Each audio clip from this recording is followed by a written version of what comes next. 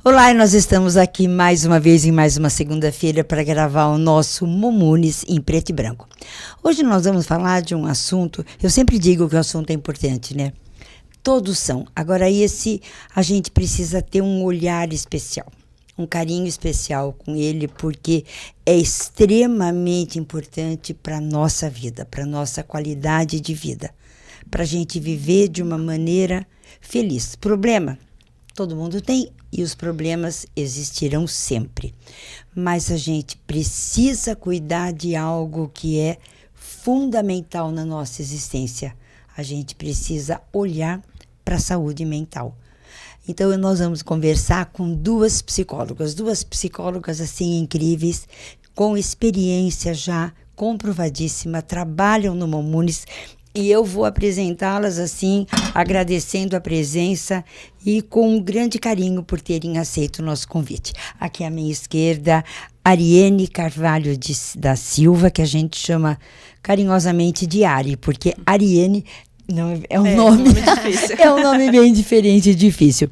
A Ariane é graduada pela Universidade Paulista, é pós-graduada pela UniBF em tratamento dos transtornos da ansiedade e síndrome do pânico.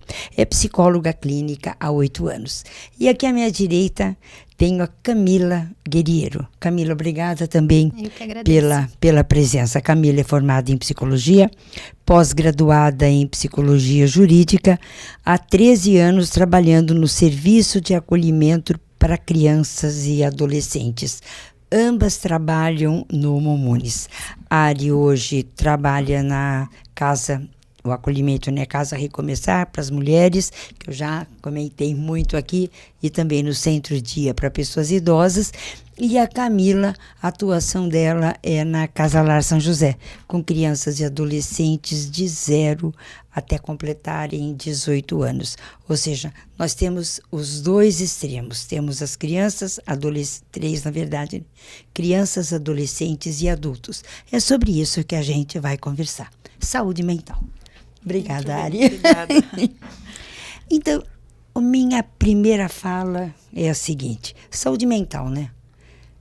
Essa necessidade sempre existiu. Por que que hoje o foco é totalmente voltado à saúde mental mais do que falada? Eu digo isso também porque no Rotary, o ano passado, foi um dos temas, foi uma das bandeiras levantadas.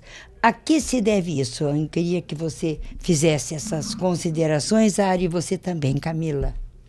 Bom, a questão da saúde mental, né, hoje é muito importante, né? Eu acredito que depois da pandemia isso deu um estalo muito grande, né? Porque antes já se falava, né? Só que parece que depois da pandemia acabou estourando muito, né? Porque daí é onde as pessoas ficaram em casa, né? O parceiro conheceu o parceiro que morava, né? As famílias, né? Então, tudo isso... A convivência foi maior, mais próxima. Foi muito mais próxima. E tanto é que o indícios de separação aconteceu muito maior foi nessa época. Né? Então, é porque, na verdade, quando você está junto, tá namorando, cada um vai para uma casa. O seu canto, e aí teve que obrigado a ficar juntos o tempo todo, né? Isso, né? E, então, assim, acredito que depois disso, até a questão, né, do atendimento online, né, que os profissionais aderiram, né, acabou surgindo muito maior nesta época. Tanto é que quando eu estava em atendimento, lá atrás, antes da pandemia, não tinha. Né? Então, assim, era uma pessoa ou outra. Era só presencial, isso, era a maioria presencial. E depois disso foi que alavancou muito, né? E hoje, muita gente acabam preferindo, né? Mas a questão da saúde mental também, acredito que se deu conta pela pandemia, porque quem era ansioso ficou muito mais com relação a medo, né? Com relação a pânico, né? Então, isso foi surgindo muito maior, né? Foi surgindo muito mais. Hoje a OMS fala, né? Ele caracteriza como o mal do século. Mal do século. Mal do século. Né? Então, hoje a depressão, a saúde mental é o mal do século, por conta do índices estão sendo maiores hoje em dia por conta da depressão. E isso daí, quer dizer, a grande alavanca para isso, a gente pode considerar que foi, na verdade, um gatilho, né? Eu acredito que foi um gatilho onde as pessoas conseguiram, na verdade, a gente tem... Culturalmente, a gente tem dificuldade de falar sobre o que a gente está sentindo, né? Então, a gente vive no silêncio, né? Eu sempre falo que o silêncio sorri enquanto a gente sofre. Né? Então, o silêncio sorri enquanto você sofre. Porque a gente tinha medo de falar. A pandemia veio para ser aquele fator que você poderia culpar, né? Então, por conta da pandemia, agora eu estou desta forma, estou desse jeito, né? Conviver você tinha uma desculpa. Então hoje eu acredito que as pessoas usam a pandemia, não que isso não cresceu, de fato, que a pandemia não foi um fator significativo, mas hoje a gente consegue dizer que a pandemia trouxe isso, as pessoas conseguiram falar mais. Então, deu coragem. Deu coragem, exatamente. Tá. Exatamente. E tem diferença, então, como a gente tem, né, como eu disse, os extremos aqui, nós temos adultos e idosos, e aqui nós temos crianças e adolescentes. Existe uma diferença significativa no comportamento, a questão da saúde mental para criança, para adolescente, para adulto e para idoso? Sim, geralmente, né, as pessoas mais velhas, né, no caso que eu lido com os idosos, né, eles sempre têm uma resistência com o tratamento. Né? Tanto é que a gente está lá, né, dia a dia, e mesmo assim eles ainda apresentam essa resistência, porque já vivi muito, eu sei, né, de tudo que eu vivi, né, você é muito nova, né? Então eles têm essa resistência. Você não sabe o que eu estou passando. Exatamente, né? Então, assim, a questão, né, da criança, o adolescente, tem alguns que têm resistência, mas é maior a procura do que o idoso. Né? Então, eles têm aquela vivência de que já viveu muito, né? Então eles sabem da vida, né? Eles não precisam falar. Né? Mas é o contrário, né? Hoje todo mundo, né, precisaria. Né? Na verdade, viveu muito, sim. Está com aquilo guardado, não fala. Como acha que sobreviveu até aqui? Exatamente. E aí você começa a enxergar outros problemas Sim. que as pessoas apresentam. E as crianças e adolescentes, Camila? As crianças, eu vejo como um fator mais preocupante. Por quê? Porque a criança precisa de um adulto para que possa olhar para ela e dizer e talvez sentir um indício de que alguma coisa não está bem nessa criança. Então, a criança precisa do olhar do adulto. Como a Ari falou, quando o adulto já tem a resistência, né, de que é frescura, isso não vai levar a nada, o que eu estou sentindo já passa. Exatamente. Então, a criança tende a sofrer mais, porque ela precisa desse olhar de um adulto. Então, o adulto tem que estar bem, tem que se cuidar também para que a gente possa olhar para as crianças. Então, a gente percebe que quando a criança já está num nível muito gritante, que daí a escola já está observando, a escola está chamando, né? A gente percebe que a família já estava percebendo isso, mas não a demitia por conta desses fatores de que é o preconceito. E na hora que você conversa, chama a família, fala um pouquinho do trabalho, do trabalho lá na Casa Lar, porque existem crianças que têm a possibilidade de voltar para a família de origem, Sim. Outras que ficam à espera de adoção. Como que é esse trato com a família? Como que existe aceitação? Existe. Hoje, quando a gente se fala de criança de serviço de acolhimento, é muito diferente das crianças que a gente tem em clínica, né?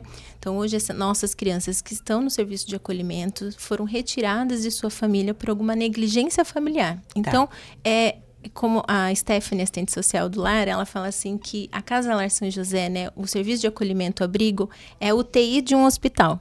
Quando tudo que foi tentado não resolveu, e aí a gente tem que mandar lá para a UTI para que aquilo seja com um olhar intensificado. Então, essa criança já estava passando por fatores psicológicos, abusivos, de violência, seus direitos já estavam sendo violados, então foram para nós. Então, essa família precisa urgentemente de tratamento, de cuidado, de atenção, porque sem essa atenção e sem também o esforço dessa família, essa criança não vai retornar. Na verdade, você precisa começar com o tratamento da família. Da família. Tá. E aí o que a gente entra nesse discurso difícil da família de aceitar o que estava acontecendo dentro de casa, né? Da onde você estava errando. Porque ela vai ter que admitir a questão dela, o envolvimento dela nessa causa. Nessa causa. Então, o nosso trabalho começa sempre com a família, para a gente chegar na criança. Não adianta a gente tratar só a criança, sem tratar a família. Porque a criança pode entender, mas... E com relação às mulheres, né? Porque eu trabalhei um tempo lá na Casa Recomeçar, fiquei lá na coordenadoria, e aí aconteceu uma coisa muito interessante. Eu não demorei muito a perceber, porque sempre igual, não tem variável. As mulheres chegavam, no dia que chegavam a história era uma. No dia seguinte, no resseguinte, 2, 3 dias depois era outra. Passava uma semana, era completamente diferente. Então, essa abordagem, elas permitem que você chegue até elas ou tem resistência também? Olha, de primeiro momento, elas têm resistência até porque não conhecem a gente, né? Então, ainda também tem aquele estigma, né, de psicólogo. Ah, é só louco que vai, né? Ou psiquiatra também. Né? Então, no caso das mulheres, né, a gente aborda ela, né, de uma maneira mais, né, humana possível, até pelas situações que elas passaram, né, que elas estão ali no serviço. Né? Então, isso é dia a dia, né? É gradativo que a gente vai construindo o vínculo. Né? E quando esse vínculo é estabelecido, é onde a gente consegue trabalhar de uma melhor maneira com ela. Né? Então, ali realmente, né, acaba até contaminando uma com as outras, né, mas a gente sempre tá ali enquanto profissional para poder atendê-las. Né? A saúde mental. Vamos falar o que é a saúde mental. O que a pessoa precisa para ter saúde mental? São vários fatores. Sim. Né? Então, a gente, eu classifico assim, que fatores são uma estilo de vida saudável. Né? Hoje as pessoas não têm ideia de quanto isso faz diferença. Algumas pessoas vão só na questão do medicamento, né? Medicamento ajuda, sim, é um fator muito importante. A psicoterapia, né, é muito importante também para a gente se conhecer, para a gente poder ser ouvida, para que a gente possa ouvir o que a gente está passando, porque muitas vezes a gente só precisa ouvir, às vezes a gente falar sobre já muda muita coisa na nossa vida. E uma coisa muito importante que entrou hoje como um fator, né, a OMS classificou como um fator para se ter vida saudável, é diminuir o uso de redes sociais e internet. O excesso de redes sociais e internet está causando, sim, grandes transtornos para a saúde mental. Isso é uma revelação. E, na verdade, eu acho que acho não, já li bastante a respeito. A questão das redes sociais, a questão do uso do celular constantemente, de tablet, o que você danifica os olhos quando você usa muito fone de ouvido, a questão da audição, sim, a coluna cervical. Ou seja, então a gente fica em posições que não são favoráveis, não são recomendáveis para tantas horas de serviço, tanto que voltando na pandemia, aí surgiu, né, a questão de usar um teclado ergonômico, fazer não sei o quê, ou seja, cadeira, postura que você vai usar. Agora, o uso da rede social indiscriminadamente vai contra tudo isso. E aí a gente tem a ideia de que aquilo que a gente vê nas redes sociais é a vida perfeita do outro, né? E nem sempre o que a gente posta é o que a gente vive. Eu ia comentar, perguntar sobre isso, porque você olha um padrão, né? Então, a rede social admite tudo. Quando eu trabalhava no jornal, tinha o pessoal do futebol, fazia assim, colocava no papel o campo de futebol, a marcação, quem ia jogar o quê. Sim. Aí um deles, acho que foi o Armando Russi, conversando com ele, falei, escute, mas desse jeito, vocês já ganharam o jogo. Ele falou, Ângela, no papel é fácil. No papel é fácil, o negócio exatamente. É você, e você tá a ali. A vida real é outra coisa. A vida real, ou seja, é o que acontece. Aí você olha aqueles padrões maravilhosos, quem disse que é tudo daquele jeito? Não é. Quem disse que essa é a felicidade? Não é. Nem sempre, né? Você vê mulheres lindas que depois você fica ouvindo, sabendo os problemas, as tristezas, as angústias que viveram, né? Então, exatamente isso. Agora, vamos falar um pouquinho sobre a influência da saúde mental na saúde emocional e na saúde física com relação aos transtornos. A saúde mental hoje é algo que a gente vê falar, mas também tem muita gente que não quer falar sobre, né? Hoje, assim, para você ter uma boa qualidade de vida, né, é importante você sempre estar fazendo os tratamentos corretos, né? Ter uma qualidade de vida com relação à atividade física, né? Porque isso também impacta na saúde mental, né? Por exemplo, uma pessoa que é muito ansiosa, como que ela vai dissipar essa ansiedade, né? Se ela só trabalha ou fica em casa, para onde que vai?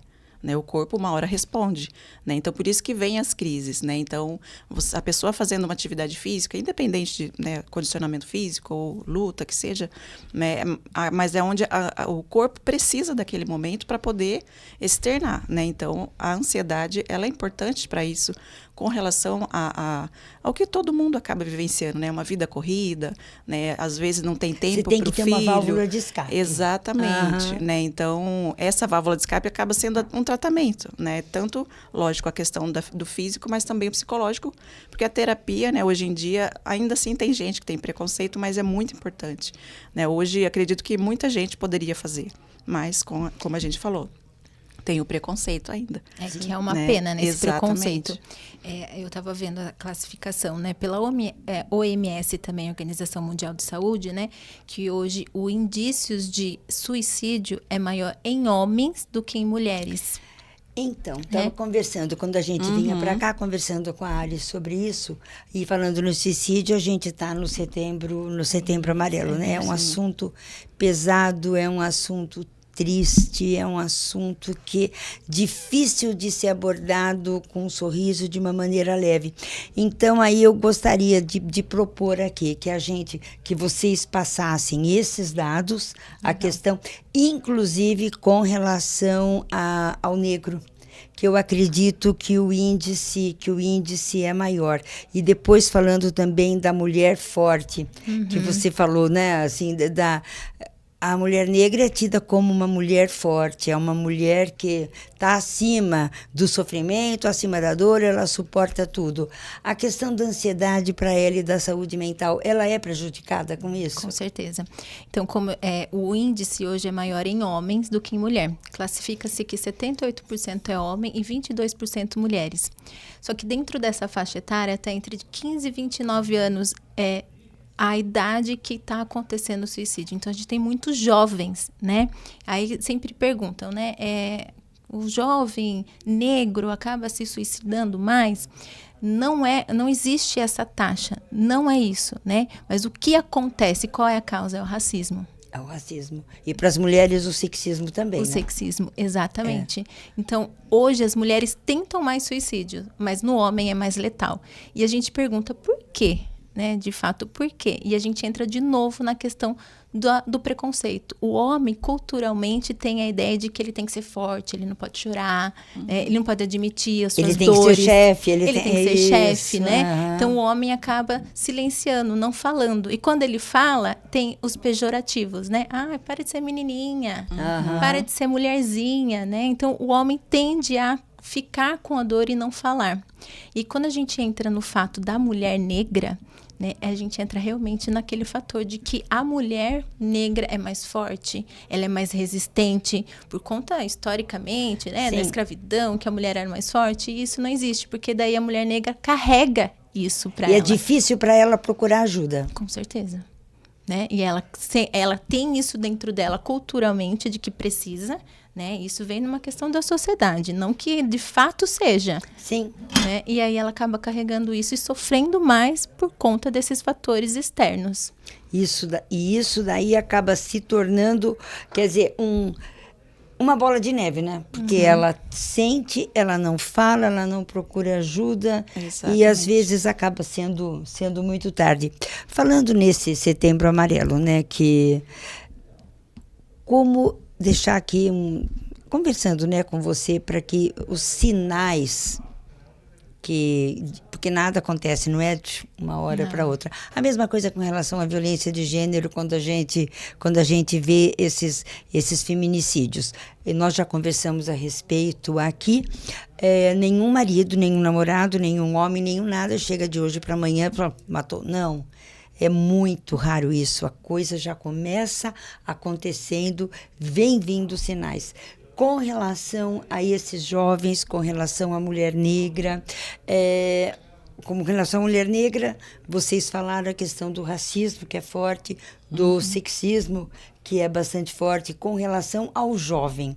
O jovem negro, qual é a questão dele com relação ao suicídio? O que para ele é difícil suportar? Eu vou começar pela criança. Tá. Né? Então, a criança hoje não tem um índice maior, Por exemplo, vamos dizer a depressão, né? Depressão não tem um índice maior de crianças negras com branco, né? Mas o que tem de fator? 30%, segundo a Unicef, 30% de crianças negras ainda estão fora da escola. E o racismo acaba fazendo com que ela não permaneça na escola. Então, a gente já parte por aí nessa questão. Né? Então, a gente já vendo que a criança, quando sofre racismo, já começa da infância. O racismo, a falta de ir para a escola, a escolaridade. Daí ele começa a ter uma dificuldade com a sua autoimagem.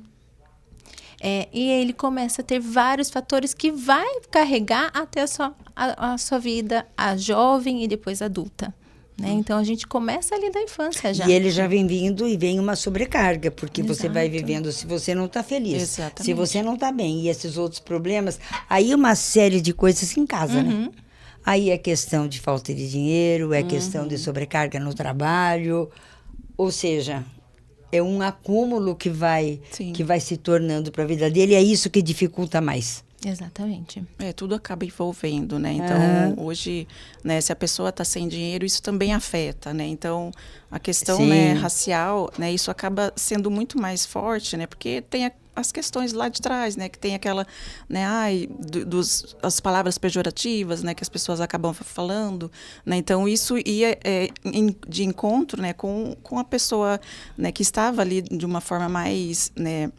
Difícil, né, debilitada com relação à questão financeira, né, daí depois tem a questão, né, da competitividade pessoa, também, isso, da competitividade, né, e tudo acabava envolvendo, né, e isso faz com que as pessoas, infelizmente, acabam tendo essas palavras torpes, né, digamos assim, com relação ao outro, né, então, infelizmente, hoje ainda tem, né, existe ainda isso no nosso meio.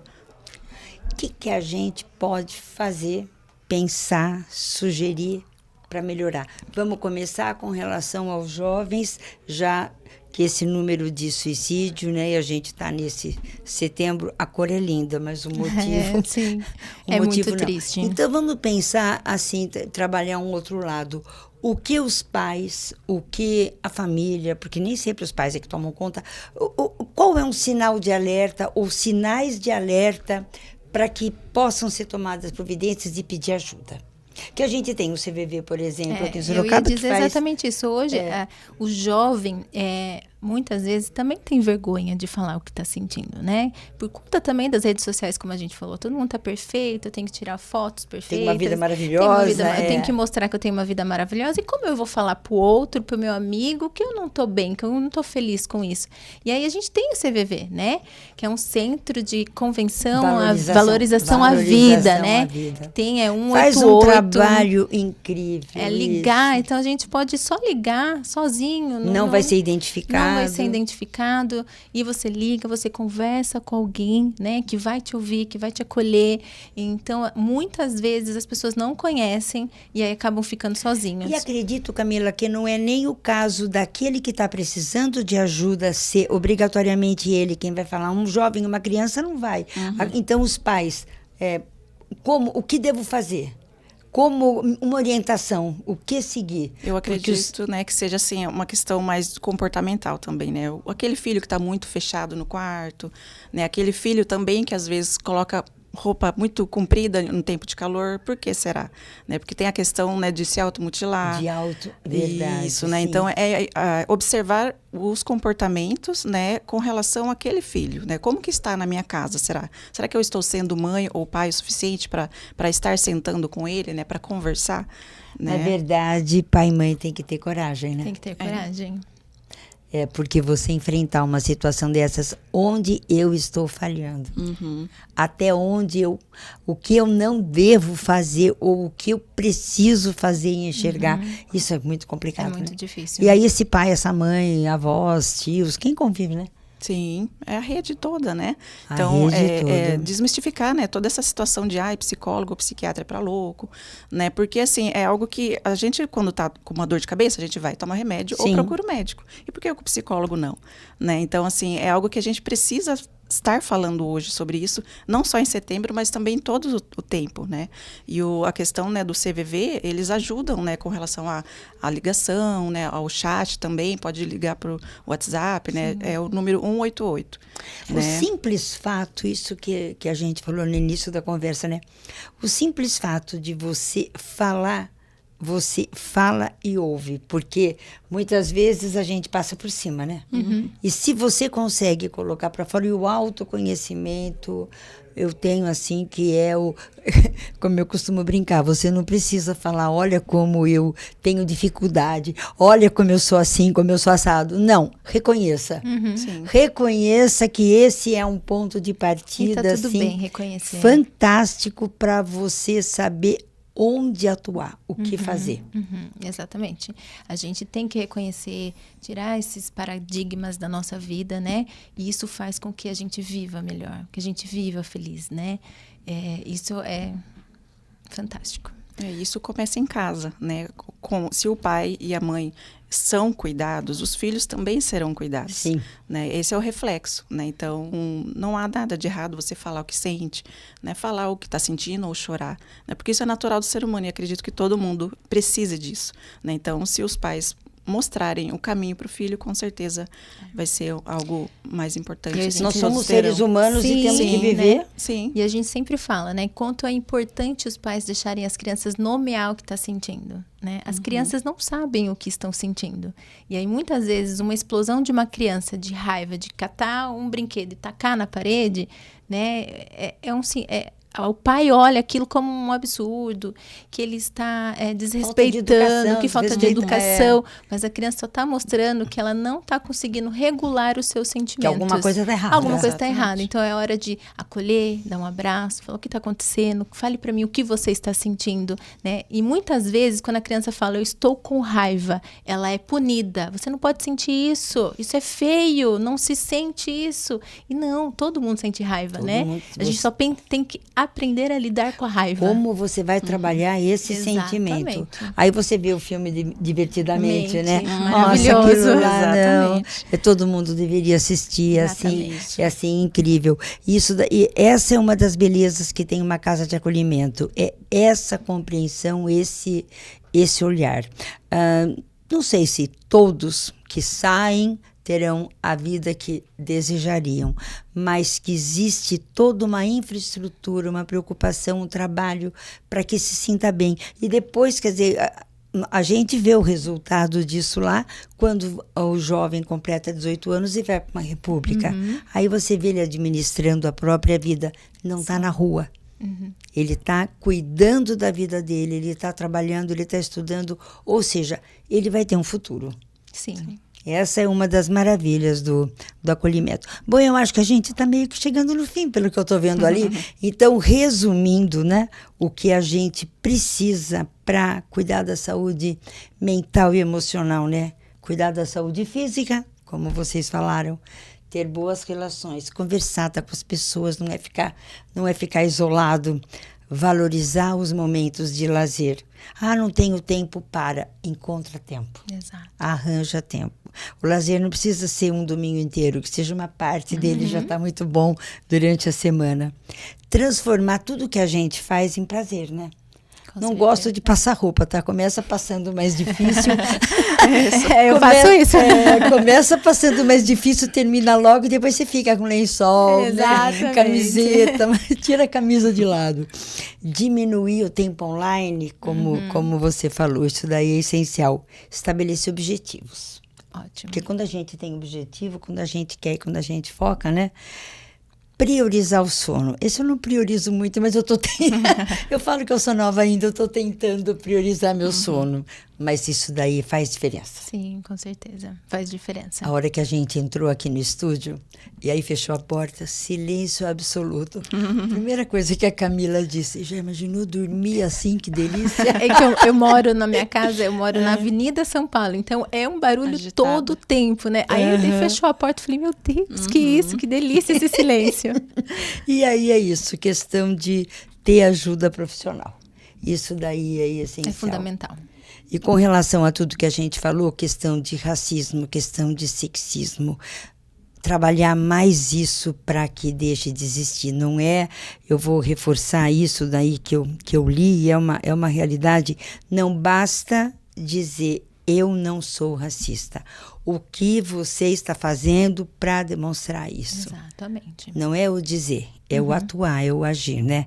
Então, isso daí é extremamente importante. Bom, nós vamos ficando por aqui. Acho que hoje deu certo o tempo, Vinícius. Não sei se faltam 2 minutos ou não, mas estamos chegando no final. Muito obrigada pela sua presença aqui com a gente, extremamente importante.